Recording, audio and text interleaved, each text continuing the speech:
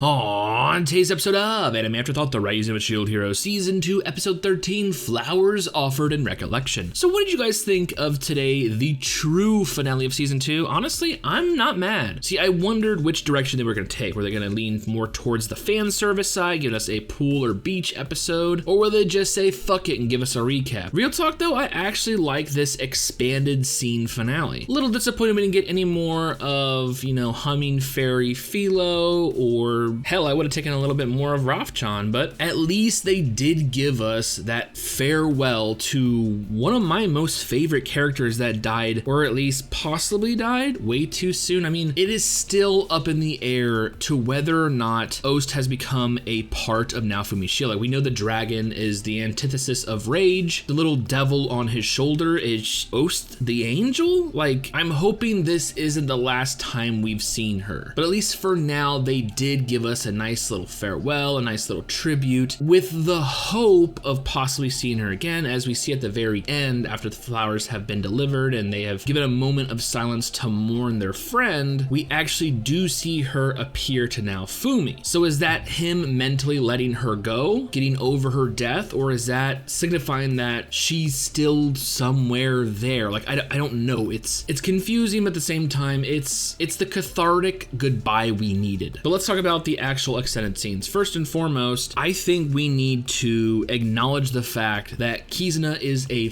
fucking badass. We're talking about several years stuck in this dimensional rift known as the Infinite Labyrinth, right? All by herself. I mean, yes, she did go off the deep end, creating her own little Wilson from Castaway, and I guess even cardinal heroes aren't immune from the effects of prolonged isolation, as we see. Oh my god, the noose scene fucking killed me. Like, Jesus Christ. I felt so sorry for her. But to see that struggle eventually lead her to Naofumi and the others, it was just, Kizuna, you are a fucking badass. That's all I have to say. So the finale wasn't completely focused on these cathartic or super emotionally impactful scenes, like saying goodbye to Ost or Kizuna's attempted suicide. I mean, the finale wasn't devoid of fan service, as we got in another flashback a dress-up montage featuring Lil Raftalia,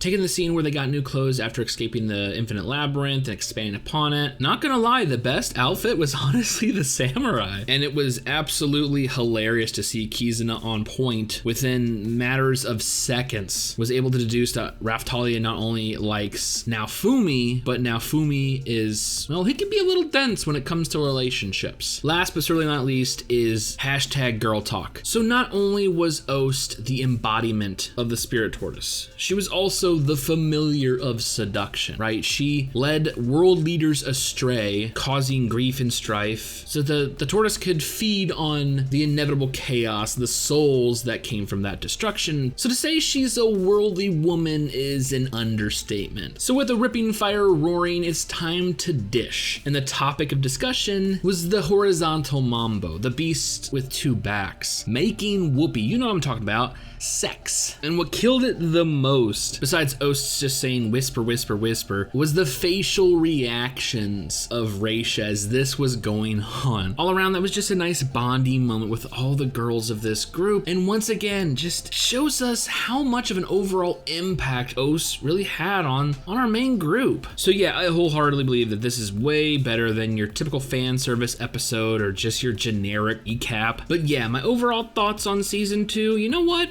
Although it is not perfect, it has been a bumpy road. I liked it. I'm glad it happened. We got introduced to some amazing characters, some interesting concepts, and the fight against the waves continues. Going forward, and although I highly doubt that anyone in any position of power dealing with this series will be watching this video, I think the following sentiment is universal. Strive to be more like, if not better than season 1. Whether that means more manpower, more money, taking your time to keep everything in-house instead of outsourcing, stop cutting so much content. This is an amazing story. So the goal of an anime should be to not only reflect that, but expand upon it. And although I appreciate the work that went into making season 2, it's only emboldened my expectations for season 3. So I'm curious, curious, what did you guys think of today's episode and the overall season? Did you hate it? Did you love it? Do you want some more of it? Well, I do. And with the Rising of a Shield Hero Season 3 already announced, I honestly cannot wait for future episodes.